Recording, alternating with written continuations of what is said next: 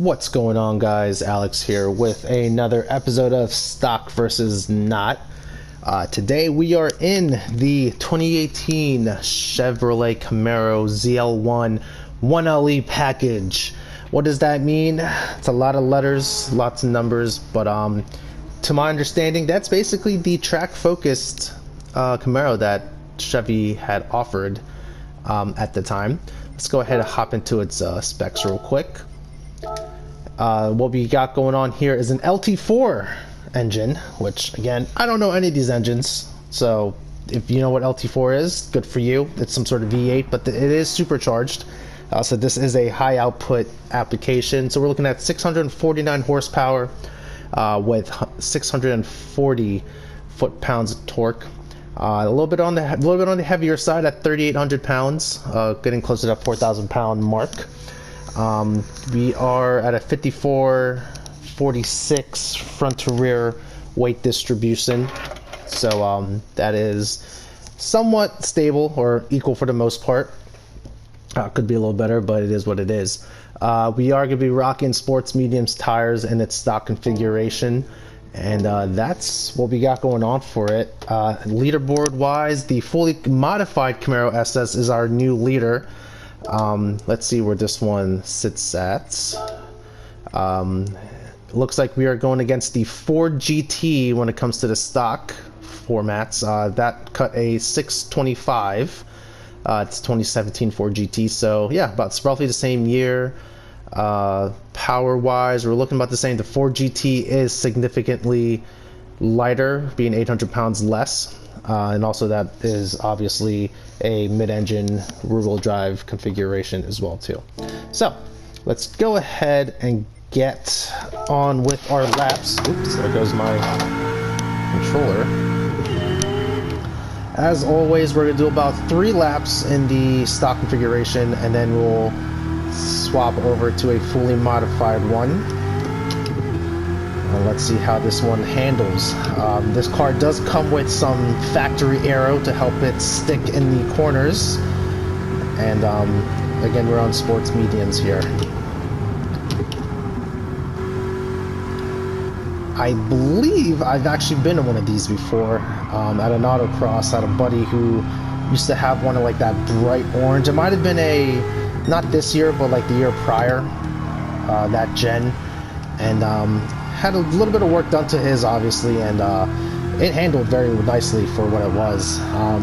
These cars are pretty massive, very long, very typical for your American muscle car type of application there. So it was really weird seeing that much car just kind of navigate through an autocross course. All right. So right off the bat, you can definitely feel, I guess, the downforce or that front end grip that the car gives you. I'm using a Logitech G29 wheel. Not the most advanced wheel per se, but it does give you enough information back to kind of know what's going on. I do know like direct drive wheels and load cell pedals and all that are a lot more realistic, but I'm not spending a couple hundred on a sim setup when I actually do this stuff in real life, and would rather spend my money on tires and brakes and suspension and whatnot. So yeah, it's kind of nice to see that they do offer that type of information for someone using a wheel and pedal. And again, the G29 is a good entry-level wheel, so nothing against it at all. Yeah, but the car feels fairly composed for the most part, very controllable. The sports medium tires does help it a lot. Again, you know what? I do have my ghost turned off.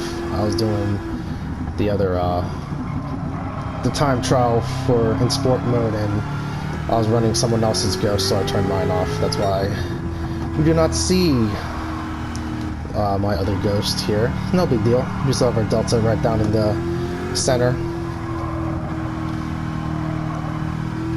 Now, right out the box, this car does handle fairly nicely.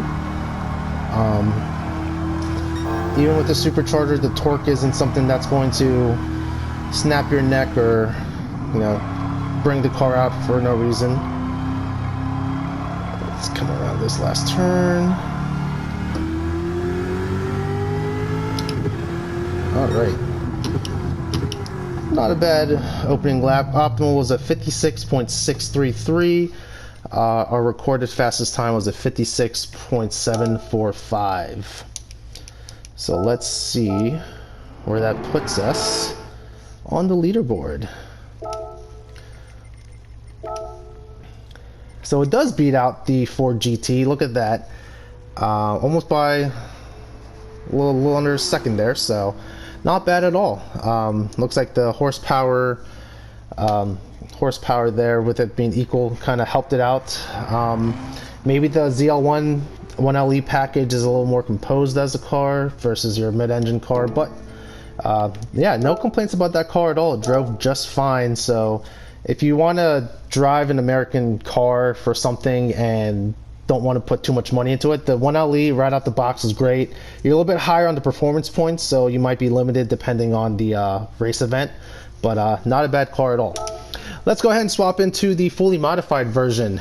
We are 1,004 horsepower, and we are almost, I think that's, yeah, it's almost about 1,000 pounds lighter at 2,800 pounds. Still supercharged. It has the high-end supercharger on it, and we do have some aero suspension tweaks, differential tweaks, and transmission tweaks to hopefully get us a decent time.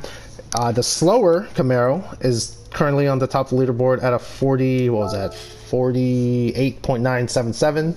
Will this Camaro be able to do it?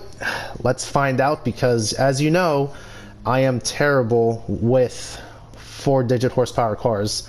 Yeah, that one made 904 horsepower. This is 1,000. So let's see what we got. It's gonna fall into this category here. I believe. No, it's gonna fall into the. I guess I'll fall into the 900 pp category, I believe. We'll find out. Yeah, it'll be under the 900 performance point category. We don't have any other cars in it right now. So this is our first 900 performance point category car. So let's see what it can do. As always, we do throw racing soft tires on it. Let's see what we can do in this supercharged monster.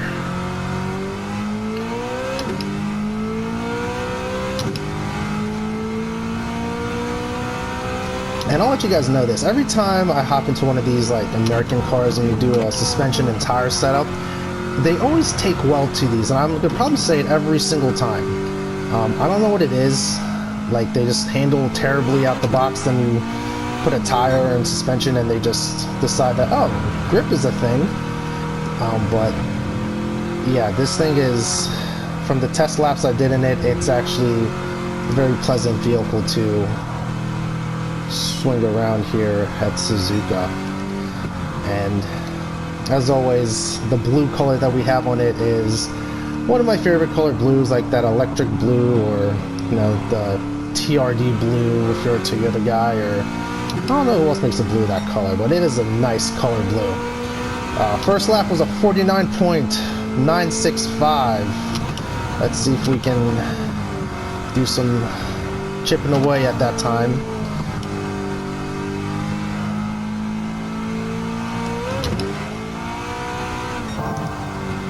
For a 1,000 horsepower car, it's not as rowdy as you would expect it to be. Very composed. The aerodynamics are probably a big factor in it. I did add a lot of front downforce, and I don't think I touched the rear downforce, to be honest, but the front downforce I did add a lot. So it's definitely keeping those front tires on the ground, making sure that your inputs are exactly what you want it to be, and keeping that traction where it needs to be at. 48.977 on lap 2. Let's see what lap number 3 holds us. We might not even need a redemption lap here. That glare that comes off the dash is brutal. I don't know how it relates on your screen, but trying to drive, it actually just goes like straight to my eye. This car handles phenomenally. To be quite honest with you, you could probably just take the stock one put suspensions and tires, and it will just be a track weapon right out the box. You don't need all the extra power adders for this car. It is more than capable of being a good contender in whatever event you're going to do. 48.385. Let's call it, because this car is just so well composed. Let's do a quick little look around here. This is what we got going on. I think I should start doing this so you guys actually can see what the cars look like. But yeah, that's our fully modified one. Nothing crazy. I don't go crazy with liveries unless I really have to. But yep, that is the car. Let's go ahead and get out of here. 48.385. Where does that put us on the ranking board? Would you look at that? We are now top of the leaderboard in the Camaro ZL1. Beat out the SS by a couple tenths there. Not surprised at all, but would you look at that? That is some justice for the Camaros there. That makes sense. So this Camaro handled perfectly. It felt comfortable. It didn't even feel like I was going that fast, to be honest with you. But connected all the lines, and we got a decent lap out of it. So there you go, folks. That is another episode of Stock versus Not, our first 900 performance point entry. So we do definitely got some other crazy Chevys on the line here. They only get faster as we go up, I believe. So let's see how they do. But other than that, I'm going to go ahead and shut up now, and I'll catch you guys in the next one.